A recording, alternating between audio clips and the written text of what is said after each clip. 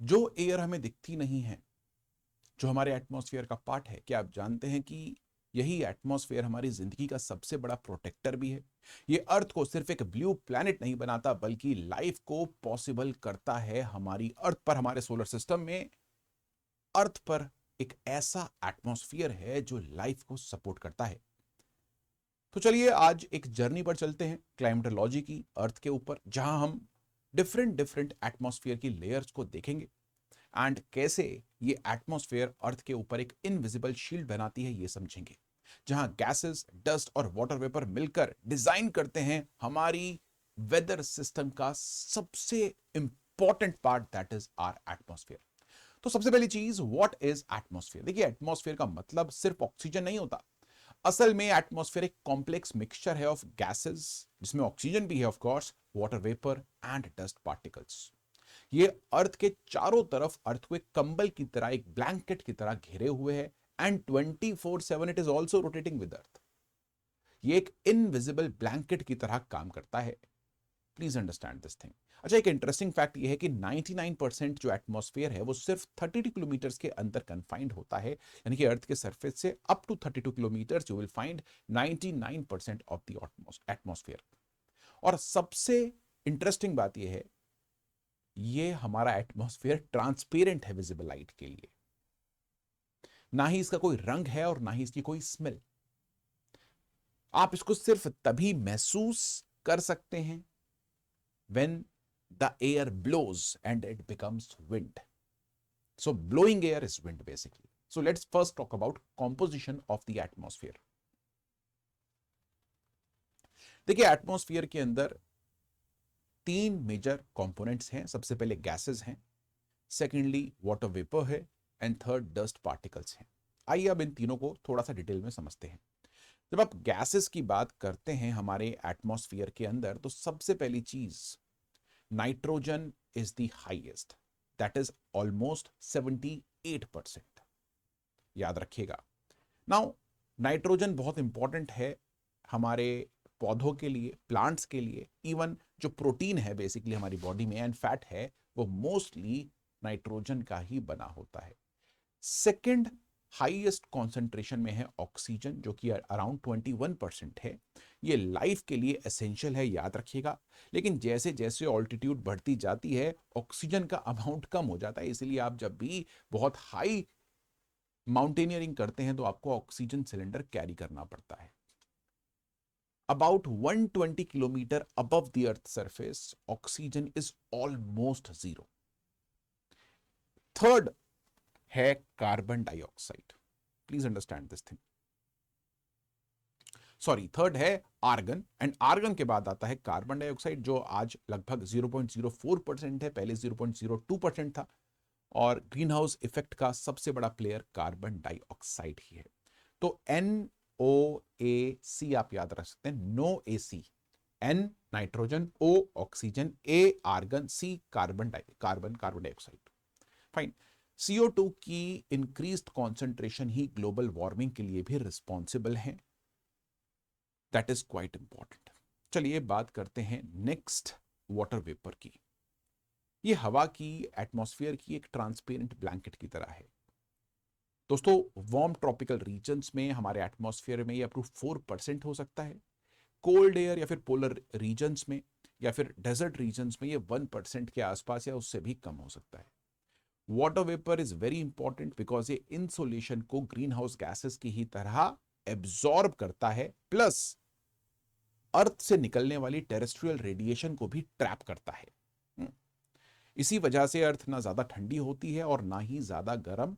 हमारी अर्थ पर एक बैलेंस टेम्परेचर मेंटेन होता है। उसका रीजन वाटर वेपर है। इसके साथ साथ बहुत सारे वेदर इवेंट्स जैसे कि cloud formation, rainfall, storms, hello, कोहरा बनना, फॉग क्रिएशन, मिस्ट क्रिएशन, ये सभी की सभी वाटर वेपर पर डिपेंडेंट है। नेक्स्ट बात करते हैं थर्ड कंपोनेंट की, दैट इज डस्ट पार्टिकल। देखो, एटमॉस्फेयर में सिर्फ गैसेस ही नहीं होती, डस्ट होता ही है। डस्ट का सबसे बड़ा सोर्स है सी का salt, smoke, pollen, meteor fragments. ये सब डस्ट पार्टिकल्स इंपॉर्टेंट है हमारे एटमॉस्फेयर में, बिकॉज इन डस्ट पार्टिकल के अराउंड ही कॉन्डेंसेशन होती है। And these dust particles are important for the formation of clouds, mist, fog etcetera. So ये कॉन्डेंसेशन न्यूक्लियाई का काम करते हैं जिन पर वाटर वेपर कॉन्डेंस होता है। Please understand this thing. सब ट्रॉपिकल एंड टेम्परेट रीजन्स में इनकी क्वांटिटी हाईएस्ट है क्योंकि वहां पर ड्राई विंड्स चलती हैं, जबकि इक्वेटोरियल रीजन्स में और पोलर रीजन्स में ये लोवेस्ट है। इसके ऊपर यूपीएससी ने रिसेंटली क्वेश्चन पूछा था।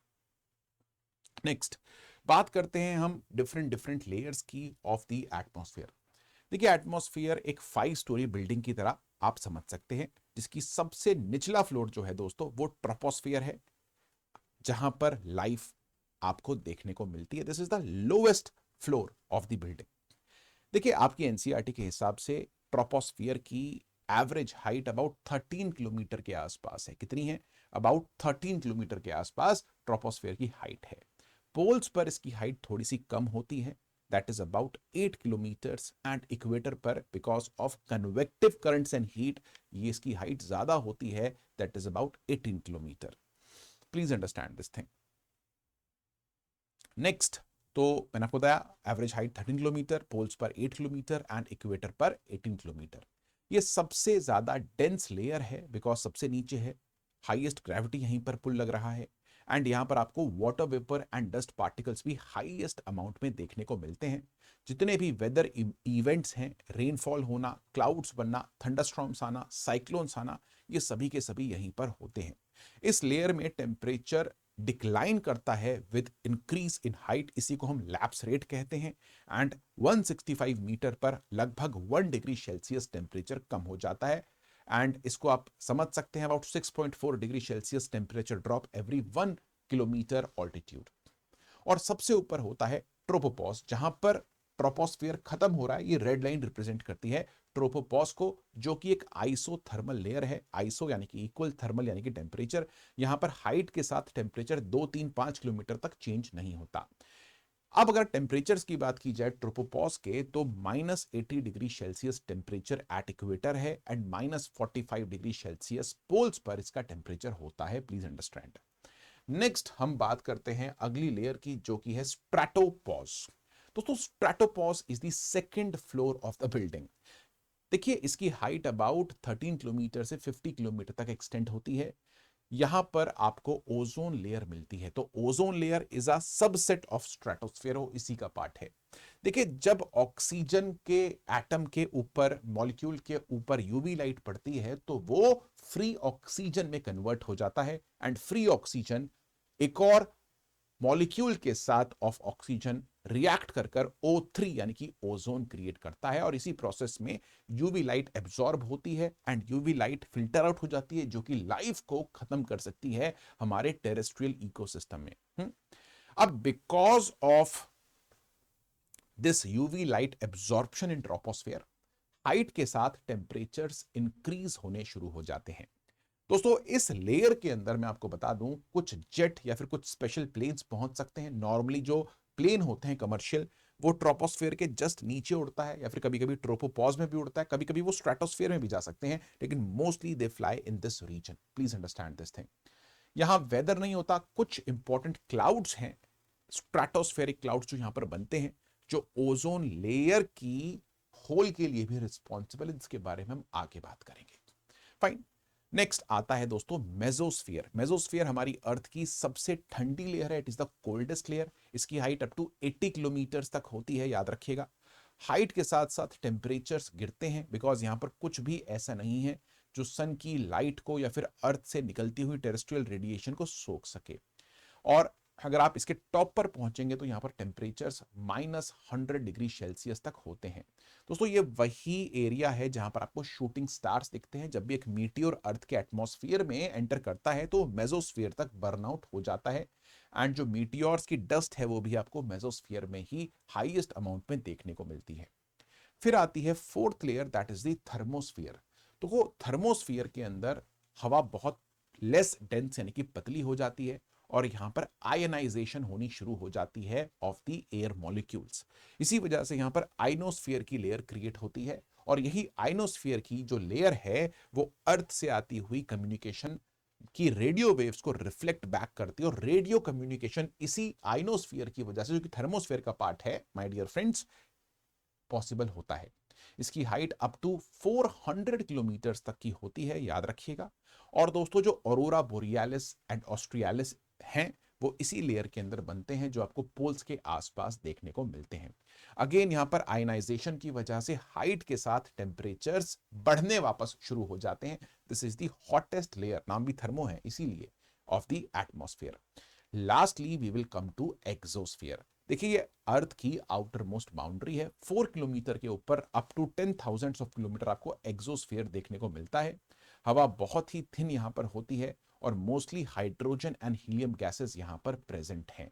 ये लेयर धीरे धीरे आउटर स्पेस में मर्ज हो जाती है। इसके बारे में हमें अभी भी बहुत कम जानकारी है।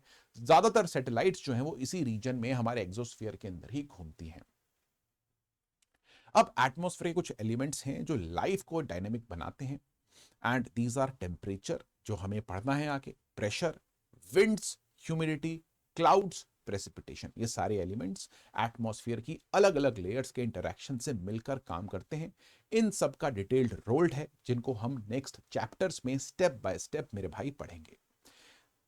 तो ये है हमारे एटमॉस्फेयर के बारे में, मैंने आपको सारी डिटेल दी है। That's it, we will meet in the next class.